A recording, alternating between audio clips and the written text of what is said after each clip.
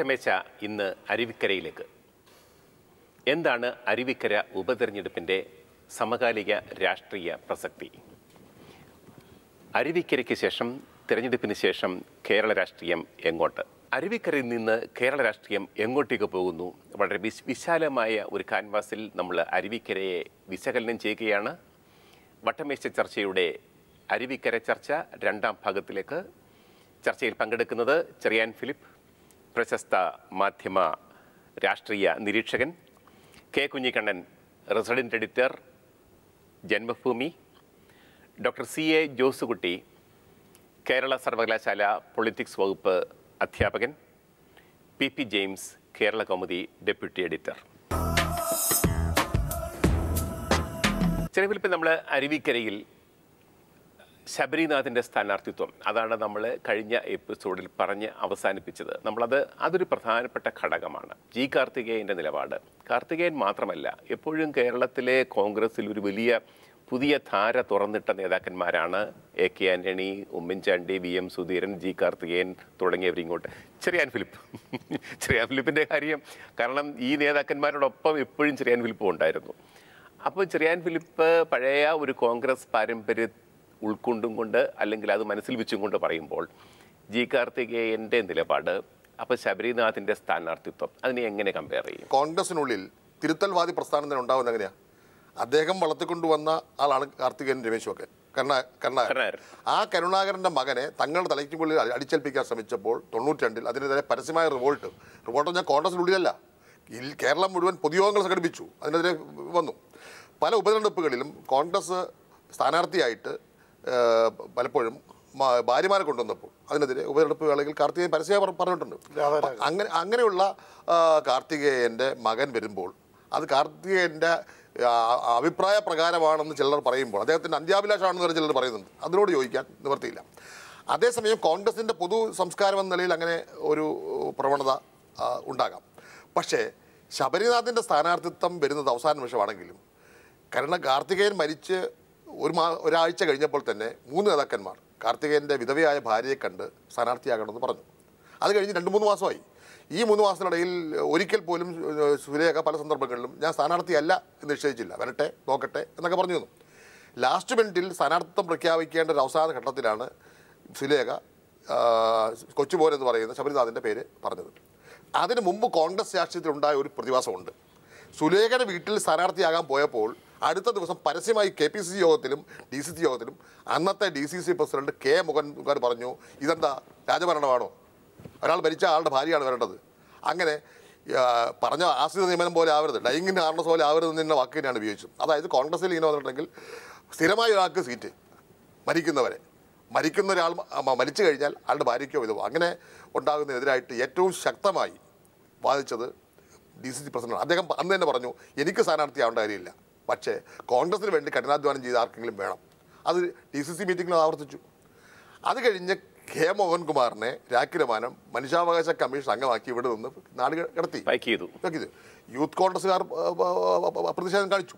എന്തിനേറെ പറയുന്നു, ഈ സ്ഥാനാർത്ഥിത്വം പ്രഖ്യാപിക്കാൻ പോകുന്നു എന്ന് കണ്ടപ്പോൾ KSUവിൻ്റെ പ്രസിഡന്റ് ജോയ് KPCC പ്രസിഡന്റ് കത്ത് കൊടുത്തു. KSU പ്രസിഡന്റ് കൊടുത്തു, ഒരിക്കലും ശബരിനാഥനാക്കരുത്, വേണമെങ്കിൽ CM സുധീരൻ ആയിക്കോട്ടെ എന്ന് പറഞ്ഞു. അപ്പോൾ KSUവിൻ്റെയും യൂത്ത് കോൺഗ്രസിൻ്റെയും കോൺഗ്രസിനുള്ളിലുള്ള പണിയെടുക്കുന്നവരുടെ, അതായത് പോസ്റ്റൊട്ടിച്ചും അധ്വാനിച്ചും വർഷങ്ങളായി കോൺഗ്രസിന് വേണ്ടി ജീവിതം ഹോമിച്ച നിരവധി ആളുകളുണ്ട്. അവിടെയെല്ലാം വികാരം ശബരിനാഥിനെതിരാണ്. അപ്പം അതുകൊണ്ട് കോൺഗ്രസ് എന്ന് പറയുന്ന കോൺഗ്രസിൻ്റെ ഇപ്പോഴത്തെ വംശീയ രാഷ്ട്രീയം എന്ന പൊതുവികാരത്തിന് വിരുദ്ധമായി ചിന്തിക്കുന്നവരാണ് കോൺഗ്രസിലെ സാമാന്യ പ്രവർത്തകന്മാർ. കാർത്തികേയനോട് ഇഷ്ടമാണ്, കാർത്തികേയനോടുള്ള കാരണം കാർത്തികേയൻ താഴേക്കടയിൽ നിന്ന് പടവെട്ടി വന്ന ആളാണ്. പക്ഷേ ആ ഒരു സ്നേഹം കോൺഗ്രസ് പ്രവർത്തകർ ഒരിക്കലും ശബരിനാഥനോട് കാണിക്കില്ല എന്നാണ് എൻ്റെ വിശ്വാസം. പക്ഷെ കാർത്തികേയൻ ജീവിച്ചിരുന്നപ്പോഴൊന്നും തൻ്റെ കുടുംബത്തിൽ നിന്ന് ആരെയും കൊണ്ടുവന്നിട്ടില്ല. ഇവിടെ ഉണ്ടായിരുന്ന മക്കൾ രാഷ്ട്രീയത്തിൻ്റെ ആക്ഷേപം എന്താ? തങ്ങൾ ജീവിച്ചിരുന്നപ്പോൾ, തങ്ങൾക്ക് സ്വാധീനമുള്ളപ്പോൾ മക്കളെ കയറ്റിക്കൊണ്ടുവരുന്നു എന്നുള്ളതാണ് ആക്ഷേപം. പക്ഷേ ഇത് G. കാർത്തികേയൻ മരിച്ചുപോയതിന് ശേഷം മറ്റുള്ളവരാണ് തീരുമാനിക്കുന്നത് മകളെ കൊണ്ടുവരാനുള്ളത്. അതിന് ചെറിയൊരു വ്യത്യാസം. അല്ല, അത് തെറ്റാണ്. ജീവിച്ചിരിക്കുമ്പോൾ ഒരു രാഷ്ട്രീയക്കാരൻ്റെ നേതാവ് രാഷ്ട്രീയ പ്രവർത്തനം പാടില്ലെന്ന് ആരും പറഞ്ഞിട്ടില്ല. അത് മുരളീധരൻ ഇന്നലെ പറഞ്ഞു, ഞാൻ കരുണാകരൻ ജീവിച്ചിരുന്നപ്പോൾ രാഷ്ട്രീയ പ്രവർത്തനം ആഗ്രഹിച്ചതാണ്, ഞാനായി. അതുകൊണ്ട് എങ്ങനെ കുറ്റം പറയാൻ പറ്റും? ഒരു രാഷ്ട്രീയ നേതാവിൻ്റെ മകന് രാഷ്ട്രീയ നേതാവാൻ പറ്റില്ല. മരിച്ചു കഴിയുമ്പോൾ ആ കെയർ ഓഫിൽ ആശ്രിത നിയമനം പോലെ വരുന്നത് തെറ്റാണെന്നുള്ള മട്ടിലാണ് സൂചിപ്പിച്ചത്. ജി കാർത്തികേയൻ അദ്ദേഹത്തിനെതിരായി കാർത്തികേയൻ പറഞ്ഞ കാര്യത്തെക്കുറിച്ച് കരുണാകരൻ്റെ നിലപാട് ശരിയാണെന്ന് ഇന്നലെ ആവർത്തിച്ച് പറഞ്ഞു. അപ്പോൾ മുരളീധരൻ പറഞ്ഞ അഭിപ്രായത്തോട് ഞാൻ യോജിക്കുന്നു. കാരണം രാഷ്ട്രീയ പ്രവർത്തകരുടെ മക്കൾക്ക് രാഷ്ട്രീയ പ്രവർത്തകനാവാനുള്ള സ്വാതന്ത്ര്യമുണ്ട്, അവരുടെ കഴിവനുസരിച്ച് വരാം. പക്ഷേ മരണശേഷം അനന്തരാവകാശി എന്ന നിലയിൽ രാഷ്ട്രീയ പ്രവർത്തന യോഗ്യതയില്ലാത്ത എന്റെ വാദം വ്യത്യസ്തമാണ്. കാരണം വെച്ചിട്ടുണ്ടെങ്കിൽ ജി കാർത്തികേയന്റെ രാഷ്ട്രീയ നിലപാട് വെച്ചുകൊണ്ടാണ് ഇപ്പൊ മകന്റെ കാര്യത്തിൽ തള്ളി പറയുന്നത്. കാർത്തികേയൻ ഒരു തരത്തിലും മകന്റെ ഒരു സ്ഥാനാർത്ഥിത്വത്തിന് വേണ്ടി ജീവിച്ചിരുന്നപ്പോൾ വാദിച്ചിട്ടില്ല. അപ്പോൾ കാർത്തികേയനെ ഇവിടെ കരുവാക്കേണ്ട കാര്യമില്ല എന്നുള്ളതാണ് എൻ്റെ വാദം. പിന്നെ കോൺഗ്രസിന്റെ VM സുധീരനാണ് ഏറ്റവും പ്രധാനമായിട്ട് ശബരിനാഥന്റെ പേര് എനിക്ക് പറയുന്നത് ഒരു തന്ത്രം രാഷ്ട്രീയത്തിൽ ജയിക്കുക എന്നുള്ള ഞാൻ ആദ്യം പറഞ്ഞത് രാഷ്ട്രീയ തന്ത്രം എന്ന നിലയിലാണ് സ്വീകരിച്ചിരിക്കുന്നത്. സഹതാപ തരംഗം സൃഷ്ടിക്കുക എന്നുള്ളത് കോൺഗ്രസിന്റെ തന്ത്രമാണ്. ആ തന്ത്രത്തിന്റെ പുറകാലെ പോകുന്നത് ഞാനെതിരല്ല. പക്ഷെ അതല്ലല്ലോ പ്രശ്നം.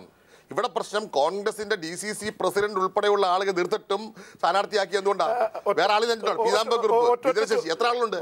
നിരവധി ആളുകൾ ഉണ്ടായിരുന്നിട്ടും ശബരിനാഥിനെ തന്നെ സ്ഥാനാർത്ഥിയാക്കിയത് ഈ സഹതാപ തരംഗം മാത്രം ലക്ഷ്യമാക്കിയാണ്. തിരിച്ചൊരു കാര്യം, അങ്ങനെയാണെങ്കിൽ ഇടതുപക്ഷം പുനലൂര് CPIയുടെ നേതാവ് മരിച്ചപ്പോ PS സുബാലിനെ മകനെ എന്തിന് സ്ഥാനാർത്ഥിയാക്കി? സഹതാപ തരംഗം തന്നെ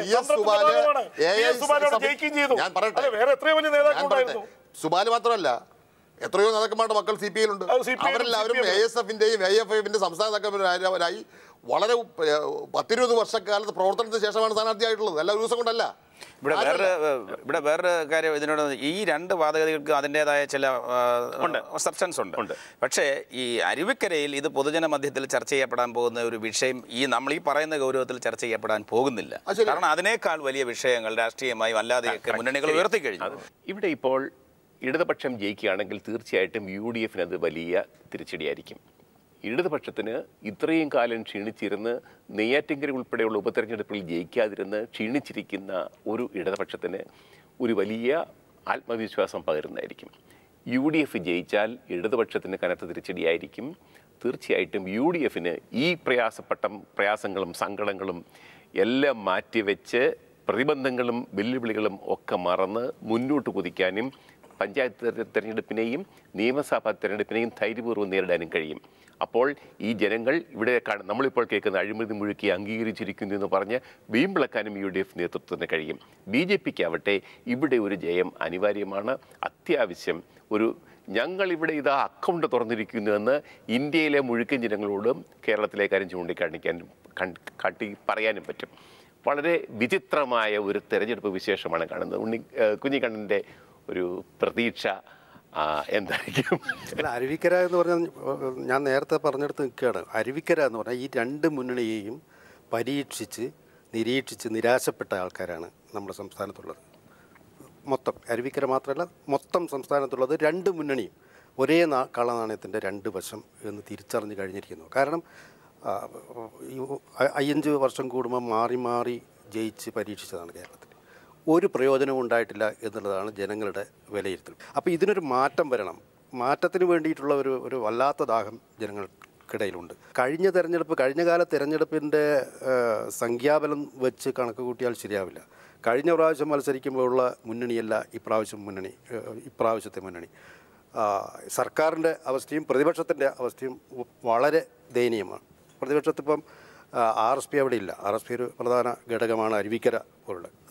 സംസ്ഥാനം മൊത്തം വലിയ സ്വാധീനം ഇല്ലെങ്കിലും ഘടകകക്ഷി എന്നുള്ള നിലക്ക് RSP അവരോട് ഒന്നിച്ചില്ല. അതുപോലെ തന്നെ ജനതാദളിലെ ഒരു വലിയ വിഭാഗം അവിടെയില്ല. ചീഫ് വിപ്പ് അദ്ദേഹം ഇപ്പം മുന്നണിക്കകത്തില്ല. ഗൗരിയമ്മയുടെ പാർട്ടിയില്ല. MV രാഘവൻ്റെ പാർട്ടിയില്ല. അപ്പോൾ അങ്ങനെ ശിഥിലമായി അപ്പുറത്തും ഇപ്പുറത്തും ചാടിക്കളിക്കുന്ന ഒരു വല്ലാത്തൊരു രാഷ്ട്രീയ പശ്ചാത്തലമാണ് നമ്മുടെ സംസ്ഥാനത്ത് ഉള്ളത്. ജോസുകുട്ടി, എന്തായിരിക്കും കേരള രാഷ്ട്രീയം അരുവിക്കരയ്ക്ക് ശേഷം? ഇവിടെ അതിൻ്റെ ഉത്തരം പറയുമ്പോൾ കേരളത്തിൻ്റെ ഒരു രാഷ്ട്രീയ 1-2 കാര്യങ്ങൾ കൂടെ സൂചിപ്പിച്ചാൽ മാത്രമേ അതിലേക്ക് വരാൻ കഴിയുമെന്നാണ് എനിക്ക് തോന്നുന്നത്. ഒന്ന്, കേരളത്തിലൊരു ബൈപോളാർ പൊളിറ്റിക്സാണുള്ളത്. ഒരു ദികക്ഷി കൂട്ടുഭരണ സമ്പ്രദായം. ഇതിന് ഒരർത്ഥത്തിൽ നമുക്ക് പറഞ്ഞു കഴിഞ്ഞാൽ ഒരു വിശാല കക്ഷി സമ്പ്രദായം എന്ന് വരെ പറയാം. കാരണം ഇതിൻ്റെ അകത്ത് കേരളത്തിലെ എല്ലാ വിഭാഗങ്ങളുടെയും താല്പര്യങ്ങൾ ഒരു രീതിയിൽ അല്ലെങ്കിൽ മറ്റൊരു രീതിയിൽ സംരക്ഷിക്കുന്നുണ്ട്. അത് പിന്നെ ഇപ്പം നായർ സമുദായത്തിൻ്റെ ആണെങ്കിലും ഈഴവ സമുദായത്തിൻ്റെ ആണെങ്കിലും ക്രിസ്ത്യൻ മുസ്ലിം വിഭാഗങ്ങളുടെയൊക്കെ ആണെങ്കിലും ഈ രണ്ട് മുന്നണികൾ വരുമ്പോഴും പല രീതിയിൽ അത് സംരക്ഷിക്കപ്പെടുന്നുണ്ട്. ഈ രാഷ്ട്രീയ സ്പേസ് നിലനിൽക്കുന്നത് കൊണ്ടാണ് ഒരു പരിധിവരെ ബി ജെ പിക്ക് ഈ ദ്വികക്ഷി കൂട്ടുകക്ഷി സമ്പ്രദായത്തെ ഒരു മൾട്ടിപോളാർ പൊളിറ്റിക്സ് ആക്കാൻ പറ്റാത്തത്. അപ്പോൾ അതിന് സാധിക്കുമോ എന്നാണ് ബി ജെ പി പരീക്ഷിക്കുന്നത്. അത് വിജയിക്കണമെങ്കിൽ ഞാൻ സൂചിപ്പിച്ചതുപോലെ ഈ ബി ജെ പിക്ക് ഒ ബി സി പൊളിറ്റിക്സിൽ വലിയ സ്വാധീനമുണ്ടാകണം. പിന്നോക്ക രാഷ്ട്രീയത്തിൽ, അതായത് ഈഴവ സമുദായം ഉൾപ്പെടെ മറ്റ് SC/ST വിഭാഗങ്ങൾ ഉൾപ്പെടുന്നവർക്ക് ഉള്ളൊരു സ്വാധീനം ബി ജെ പി ആ വിഭാഗത്തിലൊരു സ്വാധീനം ഉണ്ടാക്കിയെടുക്കണം. കാരണം കേവലം 12-13% വരുന്ന നായർ സമുദായത്തിൽ നിന്ന് മാത്രം ബി ജെ പിക്ക് ഒരു രാഷ്ട്രീയ ശക്തിയുമായി കേരളത്തിൽ വളരാൻ കഴിയില്ല. അതുതന്നെയാണ് അദ്ദേഹം 70 സീറ്റ് എന്നൊക്കെ പറയുമ്പോൾ ഒരു രാഷ്ട്രീയ പഠിക്കുന്നയാളെന്നുള്ള രീതിയിൽ അടുത്ത 20 വർഷത്തിനുള്ളിൽ അത് സംഭവിക്കാൻ പോകുന്നില്ല കേരളത്തിൽ. അതിനപ്പുറത്ത് നമുക്ക് പറയാൻ പറ്റില്ല എന്തൊക്കെ മാറ്റങ്ങളാണ് സംഭവിക്കാൻ പോകുന്നത്. 20 വർഷം അല്ല, അത് പറയാൻ കാര്യം കാൽ നൂറ്റാണ്ട്. അതിന് പറയാൻ കാരണമുണ്ട്. നടക്കാത്ത മധുരമനോജ്ഞ സ്വപ്നം പറയണ്ടേ, കഴിഞ്ഞ തവണ UP-യിൽ വളരെ 10 സീറ്റ് 12 സീറ്റ് 72 സീറ്റിലേക്ക് മുമ്പത്തെ തെരഞ്ഞെടുപ്പിൽ, ഈ കഴിഞ്ഞ തെരഞ്ഞെടുപ്പല്ല, 50,000 വോട്ട് മാത്രമുണ്ടായിരുന്ന പല മണ്ഡലങ്ങളിലും അല്ല, ഇവിടെ 5-6 ലക്ഷം വോട്ട് വാങ്ങി വിജയിച്ചിരിക്കുന്നു. ഞാൻ പറഞ്ഞതിന് വേറെ രാഷ്ട്രീയ മാനം കൂടെ ഉണ്ട് കേരളത്തിൽ. കാരണം ഈ CPM-ന് കിട്ടുന്ന 100 വോട്ടുണ്ടെങ്കിൽ അതിൽ 60-65% ഹിന്ദു വിഭാഗങ്ങളുടെ വോട്ടാണ്. ഇതിൻ്റെ അകത്ത് കയറി കൂടുക എന്ന് പറയുന്നത് 5-6 വർഷത്തിനുള്ളിൽ സംഭവിക്കുന്ന ഒരു കാര്യമല്ല. അത് സംഭവിക്കണമെങ്കിൽ സമയമെടുക്കും. മറ്റ് രാഷ്ട്രീയ വിഭാഗങ്ങളൊക്കെ തന്നെ ഈ അധികാര രാഷ്ട്രീയത്തിൻ്റെ ഭാഗമായുള്ളൊരു കൊലീഷൻ പൊളിറ്റിക്സാണ് നമുക്ക് ഇവിടെ ഉള്ളത്. അല്ലാതെ ഒരു തത്വാധിഷ്ഠിത രാഷ്ട്രീയത്തിൻ്റെ കൊലീഷൻ പൊളിറ്റിക്സ് അല്ല ഇവിടെ ഉള്ളത്. അവരൊക്കെ ആ ലീഡർഷിപ്പ് ലെവലിൽ ഒരു പരിധിവരെ സംതൃപ്തരുമാണ്. അപ്പോൾ അതിൻ്റെ രാഷ്ട്രീയ താഴെക്കെട്ടിലുള്ളവർക്കാണ് അസംതൃപ്തി. പക്ഷേ അവരെ നയിച്ചുകൊണ്ട് പോകാൻ ലീഡർഷിപ്പ് താഴെക്കെട്ടിലുള്ള ആൾക്കാർക്കാണ് വോട്ടുള്ളത്. പക്ഷേ അവരെ നിയന്ത്രിക്കാൻ ഇവർക്ക് കഴിയുന്നുണ്ട്. അതുകൊണ്ട് BJP 3-4 സീറ്റുകൾ നേടി മറ്റ് മുന്നണികളെ ഒരു പ്രത്യേക സാഹചര്യത്തിൽ കൊണ്ടുവന്നു കഴിഞ്ഞാൽ ചിലപ്പോൾ BJP-യുടെ പുറത്തു നിന്നുള്ള പിന്തുണയോട് ഭരിക്കുന്ന ഒരു മുന്നണിയെ കൊണ്ടുപോകാനുള്ള സാധ്യതയാണ്. അല്ലാതെ ഒരു BJP നേതൃത്വം നൽകുന്ന ഒരു ഗവൺമെൻറ്റിനുള്ള സാധ്യത വളരെ വളരെ വിരളമാണ്. CPM-ന്റെ സംസ്ഥാന സമ്മേളനത്തിലും പാർട്ടി കോൺഗ്രസിലും വരെ പ്രധാനമായി ചർച്ച ചെയ്തത് BJP കേരളത്തിൽ വളരുന്നു എന്നുള്ള സംഭവമാണ്. അത് വളരെ ആകാംക്ഷയോടെ, അല്ലെങ്കിൽ ആകാംക്ഷയുടെ അല്ല, വളരെ ആശങ്കയോടെ CPM പോലുള്ള പാർട്ടി കാണുന്ന പാർട്ടി അത് വളരെ ഗൗരവമായിട്ടാണ് കാണുന്നത്. പ്രത്യേകിച്ച് പല സ്ഥലങ്ങളിലും വോട്ടിംഗ് പെർസെൻറ്റേജ് കൂടുന്നു. ഇപ്പോൾ സുരേഷ് ഗോപിയെ പോലെയോ അല്ലെങ്കിൽ മറ്റു തരത്തിലുള്ള പോപ്പുലറായിട്ടുള്ള ആൾക്കാരെ വരെ ലീഡർഷിപ്പിലേക്ക് കൊണ്ടുവരുന്നു. ഇവിടെ കേരളത്തിന് വേണ്ടി ഒരു പ്ലാൻ പാർട്ടി തയ്യാറാക്കിയിട്ടുണ്ട്. അത് രാഷ്ട്രീയമായും സാമ്പത്തികമായും എല്ലാം ഇത് പമ്പ് ചെയ്തുകൊണ്ട് ഉള്ള വലിയ ഒരു മാസ്റ്റർ പ്ലാൻ തന്നെ തയ്യാറാക്കിയിട്ടുണ്ട്. അതിൽ പ്രധാനമന്ത്രി നരേന്ദ്രമോദി പറഞ്ഞത് ശ്രദ്ധിക്കുക, കേരളത്തിൽ SNDP-യും KPMS-നെയുമാണ് ശ്രദ്ധിക്കേണ്ടത്. രണ്ടുപേരും റെപ്രസെൻ്റ് ചെയ്ത ഈ നേരത്തെ ശ്രീ ജോസൂട്ടി പറഞ്ഞ ഒരു കാര്യത്തോട് ഞാൻ യോജിക്കുകയാണ്. ഈഴവരും ദളിത് വിഭാഗങ്ങളെയുമാണ് ഞങ്ങൾ കോൺസെൻട്രേറ്റ് ചെയ്യുന്നത്. ശിവഗിരിയിൽ നരേന്ദ്രമോദി പ്രധാനമന്ത്രിയാവുന്നതിന് മുമ്പേ വന്നതും KPMS-ന്റെ സമ്മേളനത്തിൽ പങ്കെടുത്തതും മാതാപ്രധാനമായിട്ട് എടുത്തു വന്നതും എല്ലാം കൃത്യമായ ടാർഗറ്റ് ചെയ്തുകൊണ്ടാണ്. ആ ടാർഗറ്റ് കൊണ്ട് തന്നെ തീർച്ചയായിട്ടും BJP-യുടെ വളരുകയാണ്. തള്ളി പറഞ്ഞിട്ടൊന്നും കാര്യമില്ല. പക്ഷേ BJP എന്നത് അച്ചീവ് ചെയ്യുന്നുള്ളത് 20 വർഷം കഴിഞ്ഞാണോ അതിന് ശേഷമാണോ എന്നുള്ളത് മുമ്പാണെന്ന് നമുക്ക് പറയാൻ പറ്റില്ല. അതുകൊണ്ട് ഇതിനെ വെറും ഒരു കടലാസുപുരിയായിട്ടൊന്നും കാണുന്ന BJP എന്നുള്ള യാഥാർത്ഥ്യമാണ്. അരുവിക്കരയും BJP-യുമാണ് നമ്മുടെ ഇപ്പോഴത്തെ ടോപ്പിക്. ഇത് പറഞ്ഞത് വേറെ വിഷയമായതുകൊണ്ട് ഞാൻ പറയുന്നില്ല. അരുവിക്കരയിൽ 2 മുന്നണികൾ തമ്മിലാണ് മത്സരം. BJP-യുടെ സ്ഥാനാർത്ഥി മത്സരിക്കുന്നുണ്ട്. അത് ആരുടെ വോട്ടാണ് ചോരുന്നത് എന്ന് വേണമെങ്കിൽ പ്രസക്തിയുണ്ട്. BJP നാളെ കേരള രാഷ്ട്രീയത്തിൽ വരുന്നോ എന്ന് ചോദിച്ചിട്ടുണ്ടെങ്കിൽ അത് ഒരിക്കലും സാധ്യമല്ലാത്ത കാര്യമാണ്. എന്തുകൊണ്ടാണെന്നുണ്ടെങ്കിൽ BJP എന്ന് പറയുന്ന കക്ഷിയുടെ സ്വഭാവം കേരളത്തിൻ്റെ സാമുദായിക ഘടനയുമായി പൊരുത്തപ്പെടുന്നതല്ല. ഇവിടെ ന്യൂനപക്ഷ കക്ഷികൾ ഏതാണ്ട് പകുതിയോളം അടുത്ത് വരുന്ന ഒരു കാലഘട്ടമാണ്. മുസ്ലിം സമുദായത്തിൻ്റെ എണ്ണം കൂടിക്കൊണ്ടിരിക്കുകയാണ്. അപ്പോൾ ഏറെ പകുതിയാണ്. ഈ ഭൂരിപക്ഷ സമുദായത്തിൽ തന്നെയാണ് കോൺഗ്രസും CPM-ഉം പ്രധാനം. അതേസമയം കോൺഗ്രസിൽ കുറച്ചുകൂടി കൂടുതൽ ക്രിസ്ത്യാനികളുണ്ട്, കേരള കോൺഗ്രസ് ഉണ്ട്, മുസ്ലിം ലീഗ് ഉണ്ട്. അപ്പോൾ കോൺഗ്രസിൻ്റെ ബേസും കമ്മ്യൂണിസ്റ്റ് പാർട്ടിയുടെ ബേസും ഹിന്ദുക്കളാണ്.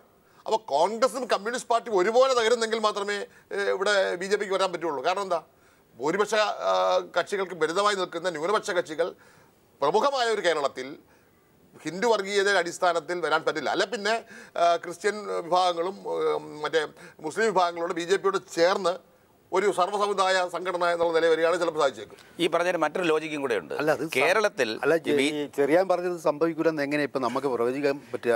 ഇത് ജമ്മു കാശ്മീരിൽ ജയിച്ചില്ലേ, ഭരിച്ചില്ല, മന്ത്രിയായില്ലേ? ജമ്മു കാശ്മീരിൽ കേരളത്തിനേക്കാളും വലിയ ന്യൂനപക്ഷമാണല്ലോ.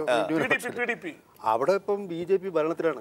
അതെന്താ മനസ്സിലാക്കാത്തത്? ഇവിടെ വേറെ ഇതിനോട് ചെറിയ പലപ്പോൾ സൂചിപ്പിച്ചതിനോട് ഒരു കാര്യം കൂടെ സൂചിപ്പിക്കേണ്ട. അതായത് ഈ ഒരു പ്രമുഖ ഇന്ത്യൻ രാഷ്ട്രീയ നിരീക്ഷകൻ ചോദിച്ചത് ഈ രണ്ട് ന്യൂനപക്ഷങ്ങളും കൂടി കേരള രാഷ്ട്രീയം അടക്കി ഭരിക്കുന്നതിന് എന്തുകൊണ്ട് BJPക്ക് അവിടെ ശക്തി പ്രാപിച്ചു കൂടാ എന്നുള്ളതാണ്. അതായത് നമ്മൾ രാഷ്ട്രീയത്തിൽ കോൺഗ്രസ് ഇതുപോലെ നിൽക്കുമെന്നോ അല്ലെങ്കിൽ CPM-ന് ഇതുപോലെ സംഘടനാ ബലത്തിൽ എക്കാലം പിടിച്ചു നിൽക്കാൻ പറ്റുമെന്നുള്ള യാതൊരു ഉറപ്പുമില്ല. അതുകൊണ്ടാണ് ഒരു അക്കാഡമിക് തലത്തിൽ നമ്മളൊരു പ്രവചനം നടത്തുമ്പോൾ 20 വർഷമൊക്കെ പറയത്തുള്ളൂ. കാരണം അതിനപ്പുറം എന്ത് സംഭവിക്കുമെന്ന് ആർക്കും പറയാൻ പറ്റില്ല. കോൺഗ്രസിന് ബേസ് പോകാം, CPM-ന്റെ ബേസ് പോകാം. ആ ബേസ് തന്നെയാണ് BJPക്ക് കിട്ടാൻ സാധ്യതയുള്ളതും. അപ്പോൾ അങ്ങനെ ഒരു രാഷ്ട്രീയമാണ് BJP ദേശീയ തലത്തിൽ കളിച്ചുകൊണ്ടിരിക്കുന്നതും. ഇവിടെ പ്രത്യേകിച്ചും അത് കുറച്ച് കഴിയുമ്പോൾ അത് കൂടുതലായിട്ട് വിൽക്കാൻ സാധ്യതയുണ്ട്. അപ്പോൾ അങ്ങനെ ഉണ്ടെങ്കിൽ BJPക്ക് ഒരു രാഷ്ട്രീയ സ്പേസ് കിട്ടുന്നെങ്കിൽ അത് കോൺഗ്രസിൽ നിന്നോ CPM-ൽ നിന്നാണ്. ഇപ്പോൾ ഈ സൂചിപ്പിച്ചതുപോലെ പിന്നോക്ക രാഷ്ട്രീയത്തെ വെച്ച് BJP പ്രവർത്തിക്കുമ്പോൾ അത് CPM-നാണ് കൂടുതൽ ക്ഷീണമായി വരാൻ സാധ്യതയുള്ളത്. രണ്ട് മുന്നണികൾ വലുതായിട്ട് നിൽക്കുമ്പോൾ BJP ഇനി വലുതാകാനിരിക്കുന്നുള്ളൂ. 20 വർഷമൊക്കെയാണ് ജോസൂട്ടി പറയുന്നത്. അതുകൊണ്ട് നമുക്ക് UDF-നെ കുറിച്ച് സംസാരിക്കാൻ ചെയ്യും. ഇവിടെ അരുവിക്കരയിൽ UDF സ്ഥാനാർത്ഥി തോറ്റാൽ UDF-ന് എന്ത് പറ്റും? അല്ല, UDF സ്ഥാനാർത്ഥിയെ തോറ്റാൽ തീർച്ചയായിട്ടും UDF-ന്റെ ഇപ്പോഴത്തെ നിലനിൽപ്പിനെ ഒരു തരത്തിൽ ബാധിക്കുന്ന തരത്തിലേക്ക് എത്താം. ഇപ്പം നേതൃമാറ്റത്തെക്കുറിച്ചുള്ള ആവശ്യങ്ങളുണ്ടാവാം, സജീവമാകാം. മറ്റേ മുന്നണിയിലെ ഘടകകക്ഷികൾ അടുത്ത മന്ത്രിസഭ നഷ്ടപ്പെടുമോ അല്ലെങ്കിൽ അടുത്ത ഇത് കിട്ടത്തില്ല എന്നുള്ളതുകൊണ്ട് ഇടതുപക്ഷത്തേക്ക് ചേക്കേറുന്നതിനെ കുറിച്ച് ചിന്തിക്കാം. RSPയും അതുപോലെ തന്നെ ജനതാദൾ യുവും ഇടരാം. പക്ഷേ ഇതൊക്കെയാണെങ്കിലും ഉമ്മൻചാണ്ടി എന്ന വളരെ ഏറ്റവും നല്ല മാജിക്ക് കളിച്ച് കാര്യങ്ങൾ കൊണ്ടുപോകാൻ കഴിവുള്ളൊരു മുഖ്യമന്ത്രി ഇരിക്കെ ഇതിനെയൊക്കെ അദ്ദേഹം ചെയ്ത് പഞ്ചായത്ത് തെരഞ്ഞെടുപ്പും അത് കഴിഞ്ഞ് നിയമസഭാ തെരഞ്ഞെടുപ്പ് വരെ എല്ലാം ഒരു കാര്യം ഉറപ്പാണ്, ഉമ്മൻചാണ്ടി 5 വർഷം തയ്ക്കുന്നുള്ള കാര്യത്തിൽ 5 വർഷം തയ്ക്കുന്നതല്ല വിഷയം. UDF സ്ഥാനാർത്ഥി തോറ്റാൽ സത്യം പറഞ്ഞാൽ UDF-ന് കനത്ത പ്രകടമായിരിക്കും. കാരണം അത് UDF-ന്റെ സീറ്റായിരുന്നു. കാർത്തികേയൻ്റെ സീറ്റ് എന്ന് പറഞ്ഞേക്കാൾ UDF-ന്റെ സീറ്റായിരുന്നു. ഈ സഹതാപ തരംഗത്തിൻ്റെ ഒരു കൂട്ടിയിട്ട് അതിനെയും അതിജീവിക്കുന്ന തരത്തിലുള്ള ജനരോഷം അവിടെ ആളിക്കെത്തി എന്നുള്ള അർത്ഥം. അപ്പോൾ അതായത് കേരളത്തിൻ്റെ ഒരു ക്രോസ് സെക്ഷൻ അല്ല അരുവിക്കരയിൽ പോലും കേരളത്തിലുടനീളം ഉമ്മൻചാണ്ടി സർക്കാരിനെതിരായിട്ടുള്ള ഒരു രോഷമുണ്ട്. ആ രോഷത്തിൻ്റെ പ്രതിഫലനമാണ് എന്നുള്ളപ്പോൾ പിന്നീട് മുന്നോട്ട് പോകാൻ ബുദ്ധിമുട്ടുണ്ടാകും. പിന്നെ ഉമ്മൻചാണ്ടി നല്ല മജീഷ്യനാണ്, അദ്ദേഹത്തിൻ്റെ എല്ലാ തന്ത്രങ്ങളും അറിയാം, കപടതന്ത്രങ്ങൾ അറിയാം. അതുകൊണ്ട് അദ്ദേഹം പിടിച്ചു നിൽക്കാൻ വേണ്ടി ഏതെല്ലാം വിദ്യകൾ കാണിച്ചാലും അടിതെറ്റിയാൽ ആനയും വീഴും എന്ന് പറഞ്ഞതുപോലെ ചിലപ്പോൾ ഉമ്മൻചാണ്ടി അടിതെറ്റി വീഴുന്ന ഒരു സംഭവമായിരിക്കാം അരുവിക്കര എന്ന് വെച്ച് LDF തോറ്റെന്ന് വെച്ച് LDF-ന് അതുകൊണ്ടൊരു വലിയ പ്രഹരമുണ്ടായിരുന്നൊന്നും ആരും കരുതില്ല. കാരണം എന്താ? കാരണം അത് UDF-ന്റെ സീറ്റാണ്. സ്വാഭാവികമായിട്ടും സഹതാപ തരംഗം തന്ത്രം ഉപയോഗിക്കുന്നുണ്ട്. അതുകൊണ്ട് LDF തോറ്റെന്ന് വെച്ചിട്ട് LDF-ന് ഒരു ക്ഷീണമാണ് എന്ന് പറ്റില്ല. അതേസമയം LDF വിജയിച്ചാൽ LDF-ന് അധികാരത്തിലേക്കുള്ള ഏറ്റവും സുവർണമായ ഒരു ചുവന്ന പരവാനിയായിരിക്കും. ഒറ്റപ്പനൂടെ ആയതുകൊണ്ട് വിജയിച്ച കാര്യം പറഞ്ഞില്ല. LDF തോറ്റാൽ വിചാരിക്കുന്ന പോലെ ഉമ്മൻചാണ്ടി വളരെ ശക്തനാവും. കാരണം 3 തെരഞ്ഞെടുപ്പ് പിറവം ജയിച്ചു, നെയ്യാറ്റിൻകര ജയിച്ചു. ഇതും കൂടി ജയിച്ചു കഴിഞ്ഞാൽ ഉമ്മൻചാണ്ടി ആർക്കും പിടിച്ചാൽ കിട്ടത്തില്ല. അങ്ങനെയാണെങ്കിൽ ഉദാഹരണത്തിന് ഇതേ വാദം തന്നെ പറഞ്ഞു ആന്റണിയുടെ കാലത്ത്. എലിസബത്ത് മാമത്തായി ജയിച്ചു, സഹതാപം കൊണ്ട് ജയിച്ചു.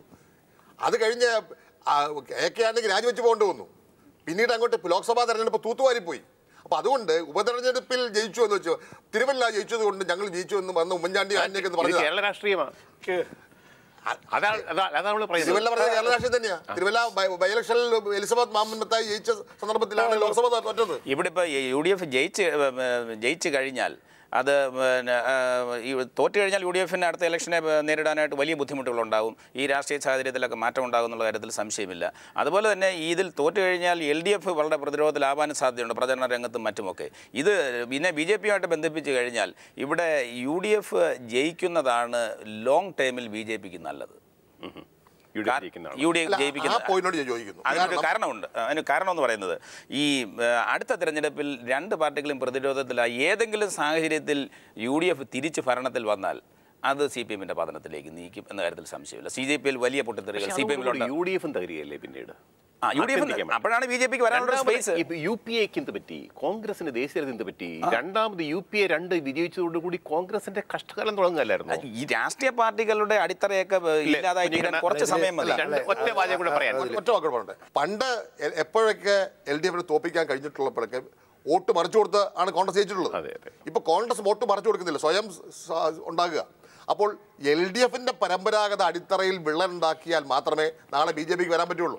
അതുകൊണ്ട് ആ അടിത്തറയിൽ വിള്ളൽ ഉണ്ടാക്കാനാണ് ശ്രമിച്ചുകൊണ്ടിരിക്കുന്നത്. അതുകൊണ്ട് അല്ല, അത് ഇതിലിപ്പോ UDF ജയിക്കോ LDF ജയിക്കോ എന്നുള്ള ഒരു തർക്കമാണ് ഇവിടെ നടക്കുന്നത്. ഞാൻ ഒരു തർക്കത്തിൻ്റെ ആവശ്യമില്ല. ഇവിടെ അടുത്ത തെരഞ്ഞെടുപ്പ്, അടുത്ത ഭാവിയെക്കുറിച്ചല്ല, ഈ അരുവിക്കര എങ്ങനെ കിടക്കാം. അരുവിക്കരയിൽ BJP ഇത്തവണ നല്ല വിജയം ഉണ്ടാവും. അതിനുവേണ്ടിയാണ് രാജഗോപാൽ മത്സരിക്കുന്നത്. അല്ലാതെ അടുത്ത ഭാവി നോക്കിയിട്ടല്ല. ഈ തെരഞ്ഞെടുപ്പിലും പഞ്ചായത്ത് തെരഞ്ഞെടുപ്പിലും വരുന്ന അസംബ്ലി തെരഞ്ഞെടുപ്പിലും വിജയം ആവർത്തിക്കുക എന്നുള്ളതാണ്. ഞാൻ അവസാനമായിട്ടൊരു സ്റ്റേറ്റ്മെന്റ് നടത്തി നമുക്ക് വട്ടമേശ സമാപിക്കുകയാണ്. എന്തൊക്കെയാണെങ്കിലും അരുവിക്കര വളരെ നിർണായകമാണ്. ഇടതുപക്ഷത്തിനാവട്ടെ, ഐക്യജനാധിപത്യ മുന്നണിക്കാവട്ടെ, ഈ പറയുന്ന BJPക്കാവട്ടെ, തീർച്ചയായിട്ടും എന്തുകൊണ്ടും നിർണായകമായ തെരഞ്ഞെടുപ്പാണ് അരുവിക്കര. വട്ടമേശ ചർച്ച, അരുവിക്കരയെക്കുറിച്ചുള്ള ചർച്ച, അരുവിക്കരയ്ക്ക് ശേഷം കേരള രാഷ്ട്രീയം എങ്ങോട്ട് എന്ന ചോദ്യം, അതിനെക്കുറിച്ചുള്ള ചർച്ച ഇവിടെ സമാപിക്കുന്നു.